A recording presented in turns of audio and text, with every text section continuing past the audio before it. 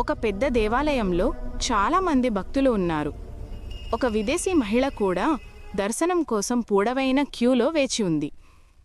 అప్పుడొక పండితుడు ఆమె దగ్గరకు వచ్చి, క్యూ చాలా పెద్దగా ఉంది, మీకు దర్శనం జరగకపోవచ్చు, దేవాలయం మూసివేస్తారు, కాబట్టి మీరు 501 రూపాయలు చెల్లించి విఐపి పాస్ తీసుకోండి, త్వరగా దర్శనమవుతుంది అని అన్నాడు.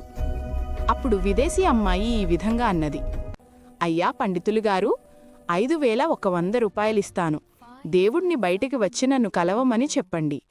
అందుకు పండిట్, జోకులు వేయకండి, దేవుడు ఎలా గుడి నుండి బయటికి వస్తాడు అన్నాడు.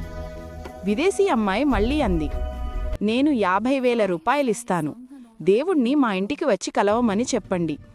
పండిట్ దానికి కోపంతో, అసలు నువ్వు దేవుణ్ణి ఏమి అనుకుంటున్నావు, నువ్వు అని కోపంగా అన్నాడు. అప్పుడు ఆ అమ్మాయి అంది, అయ్యా, మీరు కూడా దేవుణ్ణి ఏమి అనుకుంటున్నారు, డబ్బు తయారు చేసే మెషిన్ అనుకుంటున్నారా? పండిట్ నోరు తెరవకుండా మౌనంగా సిగ్గుతో అలా ఉండిపోయాడు. ఇందులో చాలా అర్థం ఉంది. మీకు అర్థమయ్యి అంగీకరిస్తే మరో హిందువుకు తెలిసేలా విధంగా షేర్ చేయండి.